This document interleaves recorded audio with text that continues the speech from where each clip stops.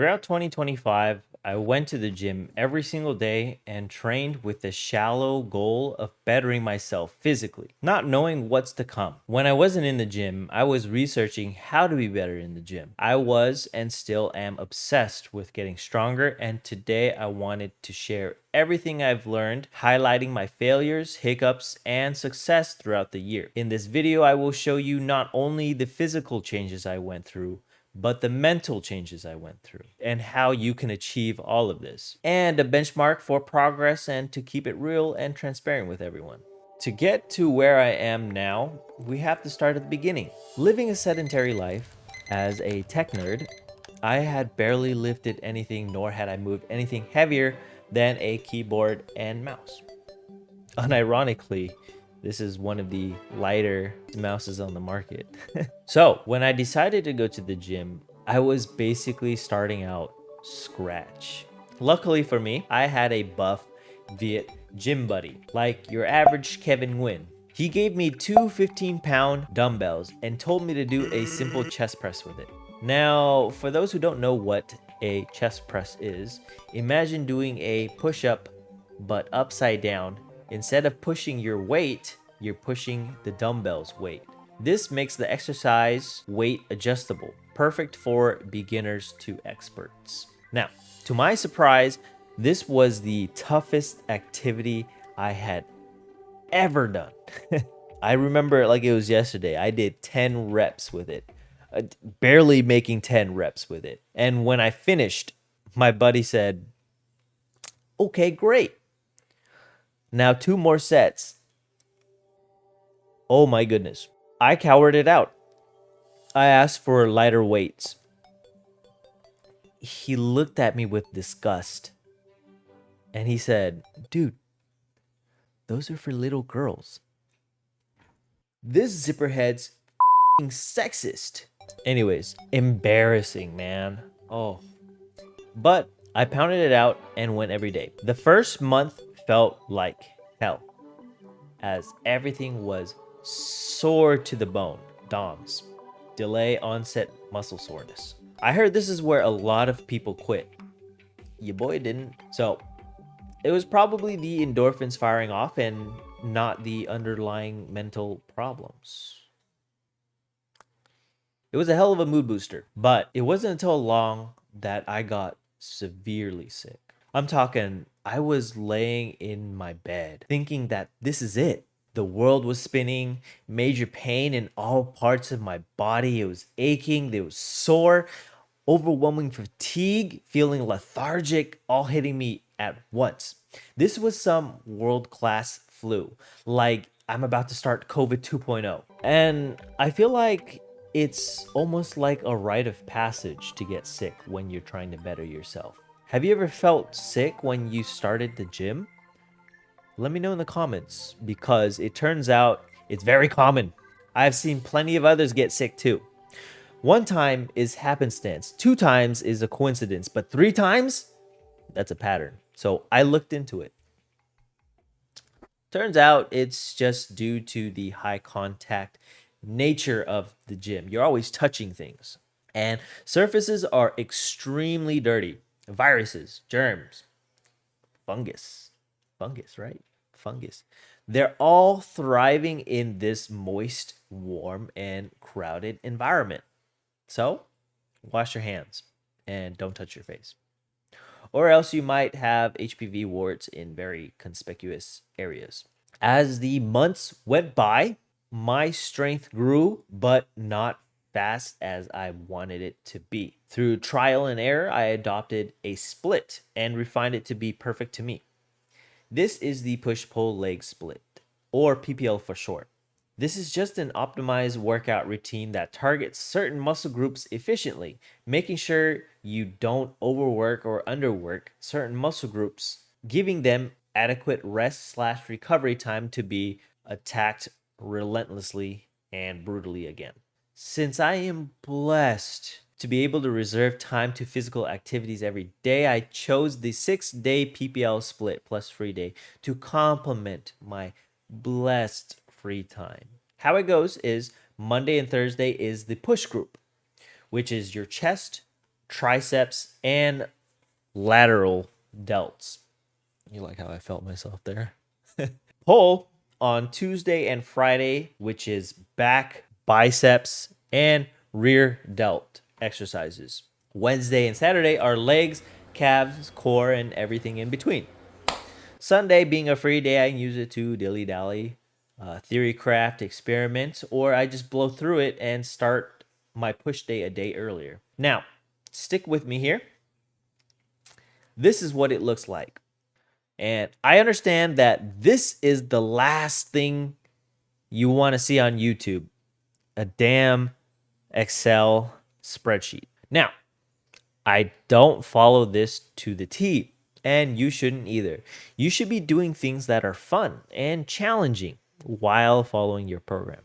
But the 4 key takeaway is 1, do as many exercises that time or energy allows you to do. For me, I would do 2 to 4 main compound exercises, then 3 or more accessory exercises. The second takeaway is rate of perceived exertion. What does that mean? It just means how heavy you are lifting the weight, how heavy the weight is.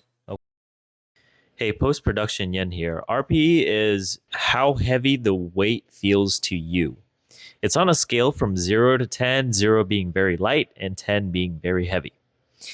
Post production Yen out. Congratulations, you've learned a new concept, which is rate of perceived exertion, RPE. Now, let's apply RPE and cycle how hard we work depending on what day it is. This is called daily undulating periodization, which is a little tricky, but it's very important.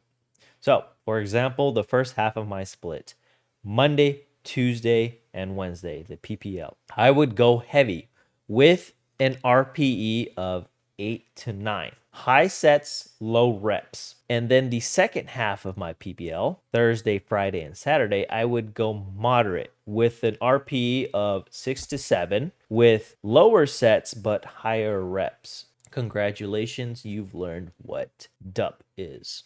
Now, the fourth takeaway is strength training methods, which are progressive overload and double progression. Progressive overload is just a fancy way of adding more weights to your set or adding an extra rep to your set from previous workouts. Double progression is trying to match reps with each set. So say that you want to match 3 sets with 9 reps. So each set would have to be 9, 9, and 9 for you to be able to move up in weights. Now, I highly encourage a notebook, or if you don't want to carry a notebook around in the gym, bring your phone and open up your notes app. Take notes. Do some type of tracking is what I'm saying. It will go a long way because I know that unless you have a photographic memory, you won't be able to remember everything. This is what mine looks like.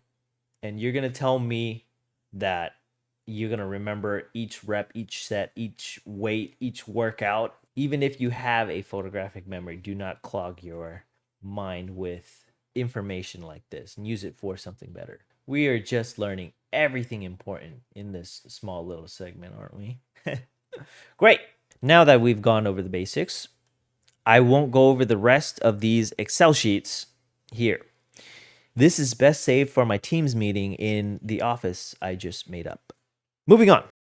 Mental. On to the mental changes from day 1. Now, I don't want to sit here and sound like I'm collecting all these illnesses like it's Pokemon, nor am I doing this for sympathy points, but rather to express the difference between me now versus me back then. When I was a scrawny little bitch, I was timid, constantly anxious, and depressed. And that affected my appetite, which would make me more anxious and fatigued, essentially making it an endless cycle. Moreover, it didn't help that I'm more introverted than extroverted. So I didn't go out and ask for help. Instead, I read into it, and a likely cause is lack of physical activity. And here we are today. It has shifted me a lot. Before, I would never approach anyone. I would never speak up. I would never initiate a conversation, nor would I express myself. Now, I still don't approach anyone, but I'm more confident in myself. My mind is less clouded. I'm starting to post more, and I'm able to hold up conversations and even take over conversations. Now, that's a pretty big win for an introvert. I don't think I do any justice adding to the pile of people saying, I feel more confident, less anxiety, more energy, both at the gym and in bed, among lots of other health benefits with it, while showing back data over it, which is in the description down below. Because from my time so far, you won't fully understand it until you experience it. You get me? So go get active when you're feeling down, when you're feeling sad, when you're angry, or just because you'll definitely feel better. I wanted to add benchmarks to compare myself now to me in the future. The exercises that I picked out for the benchmark are muscle ups for the back, the traditional bench press for the chest, and pistol squats for the legs. This mixture has a blend of functionality, strength, and tradition that should showcase strength gains in popular muscle groups. On to the benchmarks.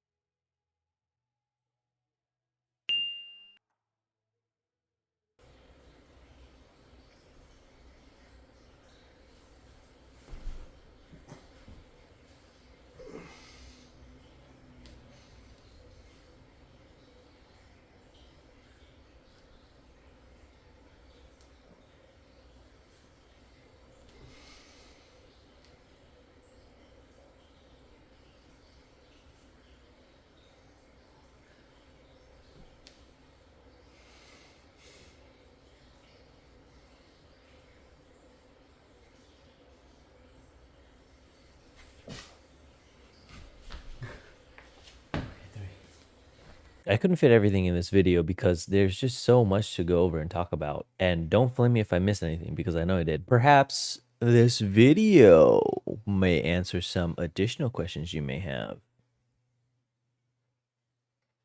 Don't ask questions, just record me for my viewers, okay? Thank you. Thank you. Thank you. Thank you. Thank you.